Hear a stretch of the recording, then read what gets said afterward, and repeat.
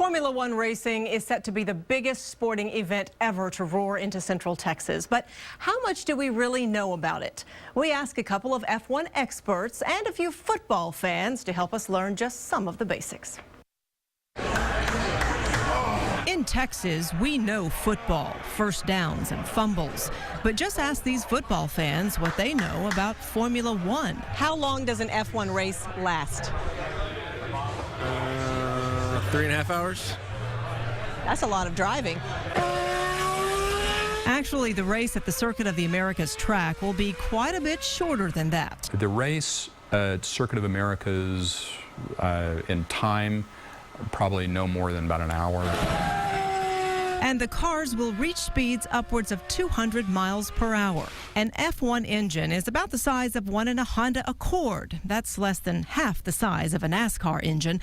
But the F1 engine has much more power. They can get somewhere from 700 to 800 horsepower. And when these powerful cars come in for a pit stop, you better not blink. How long does an F1 pit stop last? How about 60 seconds? 35 seconds. Most pit stops, you come in like you watch a NASCAR pit stop or any car's pit stop, and they're running, 10, 12, 14 seconds, like to do tire changes. These things come in, they do a manual pop-up of the car, and in 4 seconds, they're gone with 4 new tires. I thought you were talking... Our football fans know all the fast cars and festivities cost a lot of money, but just how much? How much money do you think an F1 team spends on a race? On a single race? $2 million. Formula One, the top teams are spending between $400 and $500 million per year. If you do the math, that's at least $20 million per race.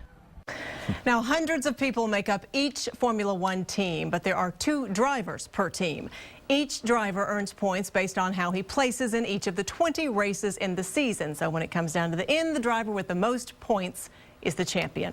Now, the F1 website explains the sport in much greater detail than that, and you can find links to that site with this story at KXAN.com.